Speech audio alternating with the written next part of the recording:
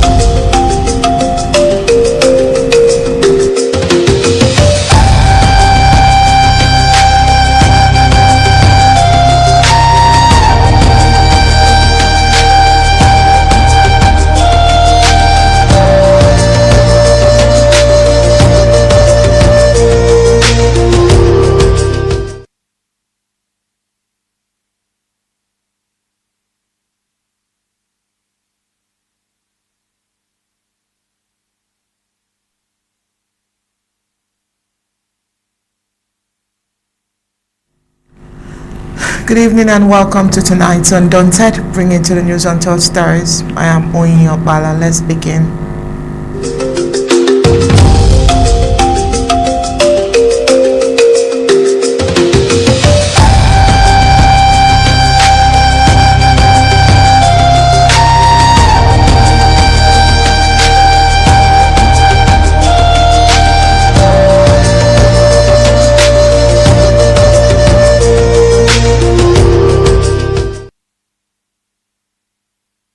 Usually vibrant, mobile Nkwe neighborhood in Bamenda has once again found itself at the center of attention, not just for its bustling markets and relentless daily hustle, But for the sudden transformation of these long neglected roads for years, this key commercial artery has endured potholes, choking dust and rain-soaked mud that slowed businesses and strained livelihoods. Now, with preparations underway for the highly anticipated visit of Pope Leo, heavy machinery and road crews have rolled in recent to rehabilitate major routes through the area.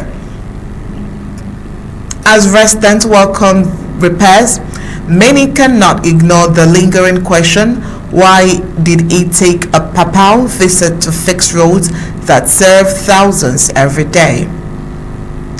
Beyond the fresh layers of gravel and the hum of construction equipment lies a deeper story of frustration and hope. Traders, drivers, and residents watch closely, wondering whether this renewed attention marks a turning point or merely a temporary facelift. The neighborhood's strategic importance has never been in doubt, only the consistency of investment in this growth. For many, the repairs represent both relief and a reminder of years of neglect. As anticipation builds, Mutengene stands as a test of whether lasting development can outlive ceremonial spotlight moments. All these and more we will speak on tonight's Undaunted, but first, the headlines.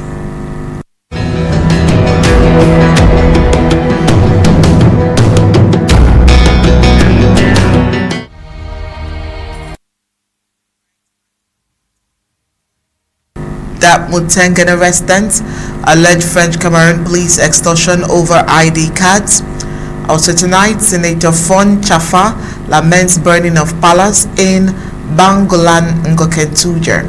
Ambazonian government reacts to planned Papal visit to Bamenda. All the African scene, Zimbabwe begins releasing nearly 4,000 inmates on the presidential amnesty.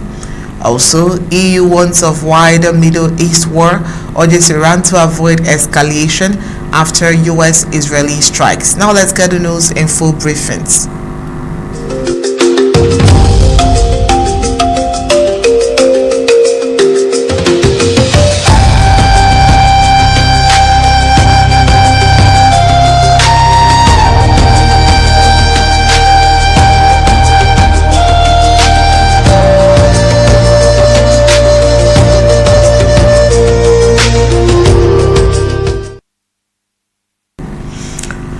A resident of Mutengene in the Atlantic zone of the Federal Republic of Ambazonia has accused officers at the local police station of allegedly extorting money from citizens seeking to obtain their national identity cards. In a complaint sent to the press, the whistleblower alleged that applicants are being compelled to pay an additional 3,000 francs CFA at the Mutengene Colonial Police Station. Separate from the official 10,000 francs CFA paid online to the French Cameroun government for the production of ID cards. According to the source, the extra sum is demanded from each Ambazonian who has struggled to make an ID card, despite applicants already covering official online payments and other document processing costs.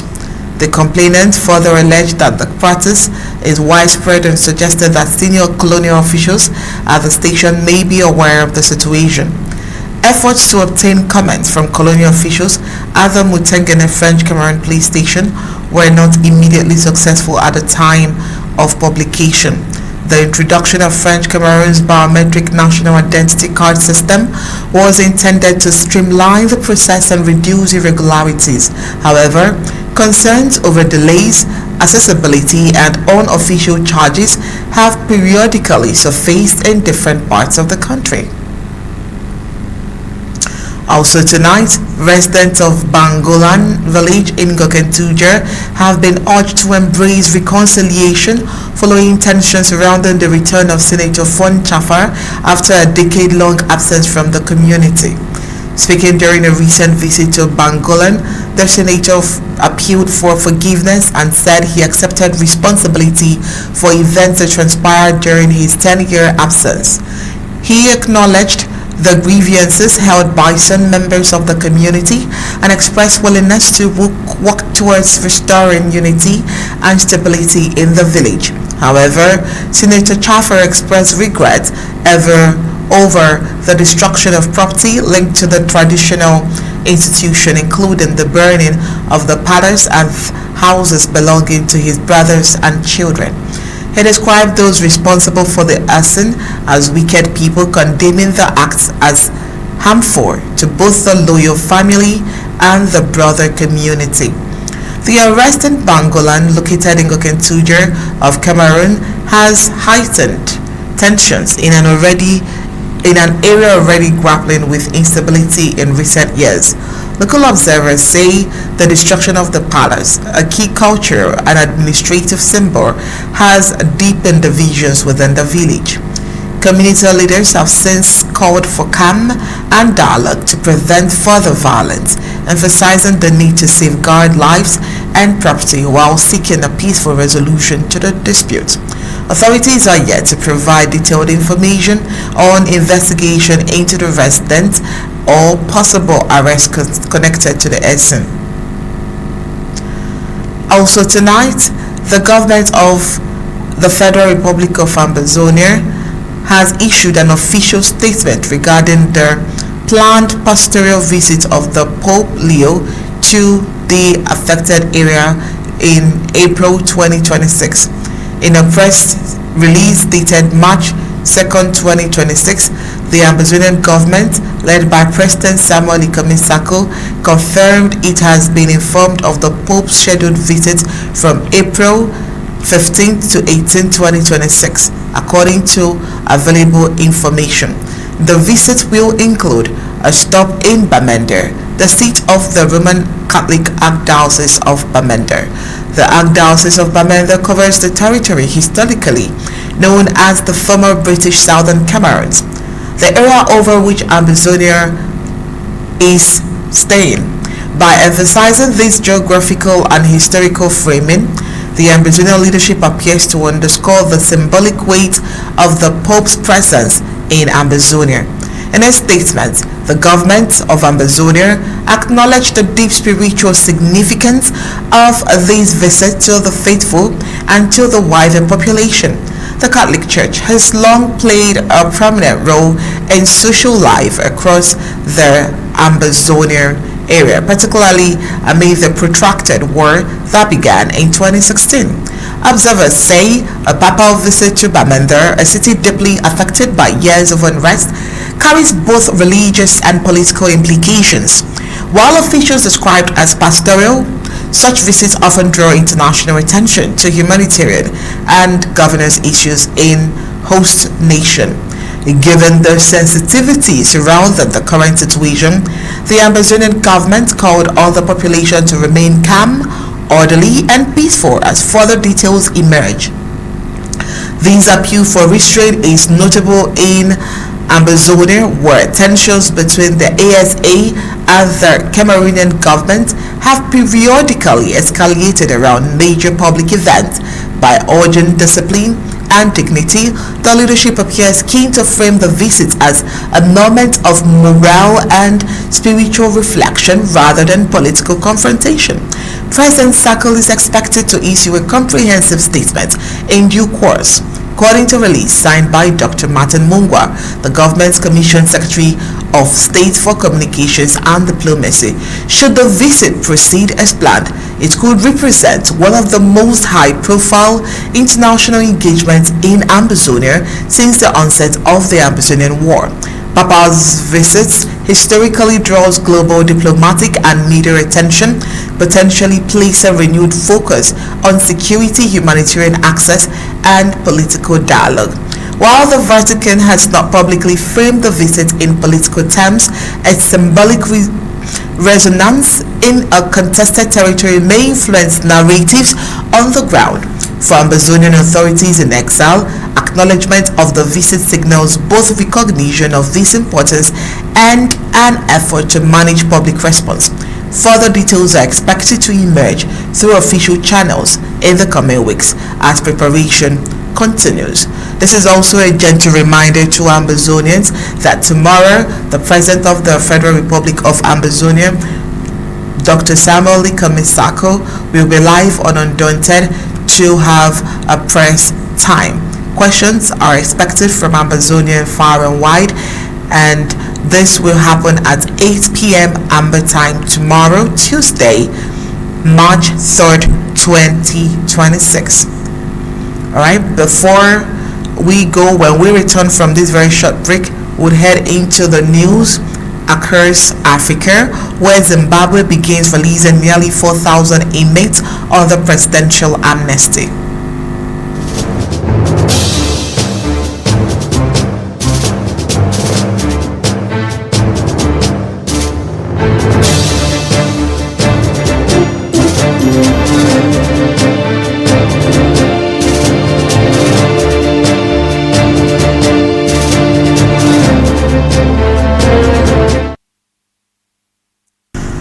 Zimbabwe on Monday began releasing nearly 4,000 inmates granted presidential amnesty as authorities move to ease overcrowding in the country's prisons. Justice Minister Ziyambi announced in the capital, Harare, that the release of 3,979 beneficiaries has commenced. Their amnesty was approved by the cabinet in February, the same day it endorsed sweeping constitutional amendments tied to plans to extend the tenure of President Emerson Mnangagwa until 2030.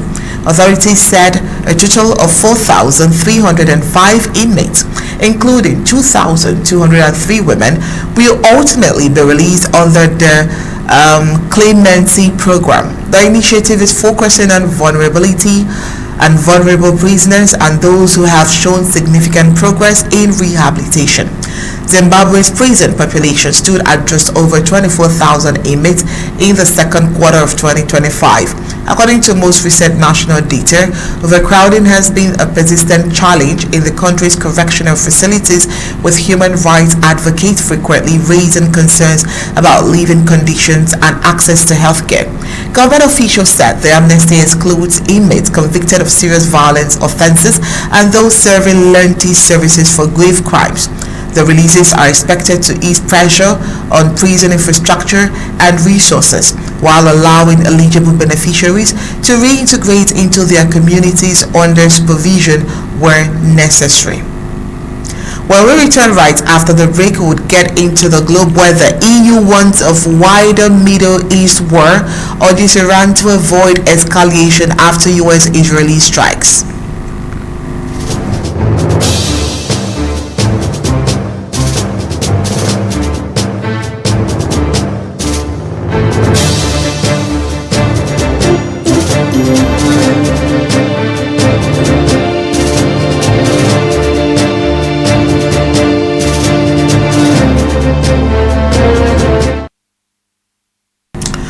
The European Union warned on Sunday that a prolonged war in the Middle East could have far-reaching consequences for Europe and global stability, urging restraint after a dramatic escalation that has shaken their nation.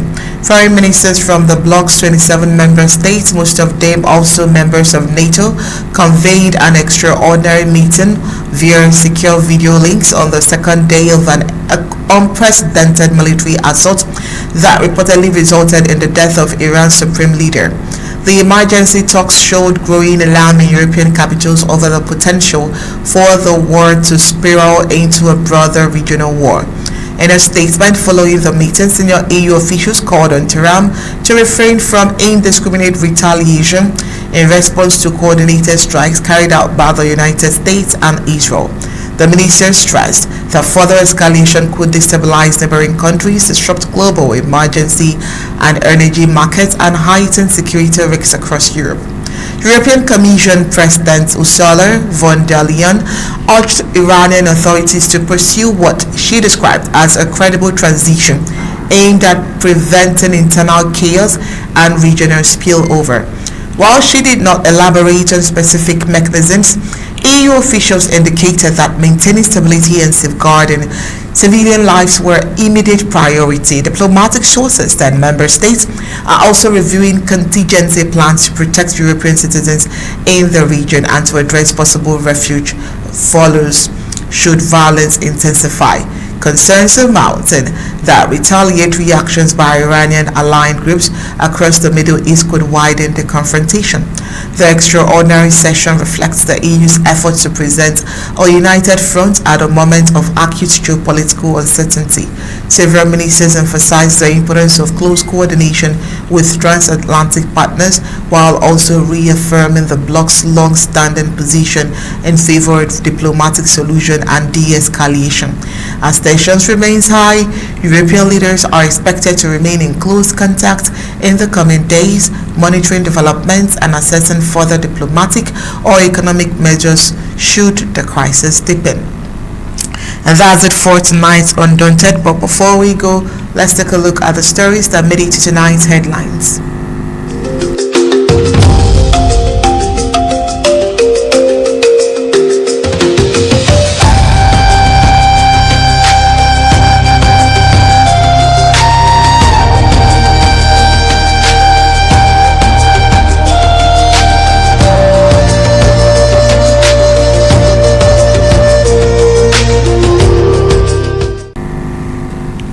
Tonight on Undaunted, we told you that Mutengene residents allege French Cameroun police extortion over ID cards. Also tonight, Senator Chafah laments burning of palace in Bangolan, Ngokentunjia. Tonight, we told you that Ambazonian government is react to planned Papal visits to Bamenda. While on the African scene, we told you that Zimbabwe begins releasing nearly 4,000 inmates on the presidential amnesty, while the EU wants a wider Middle East war, urges Iran to avoid escalation after US-Israeli strikes. That's it for tonight's Undaunted, bringing to the news untold stories. On behalf of the team behind tonight's production, is good night and God bless.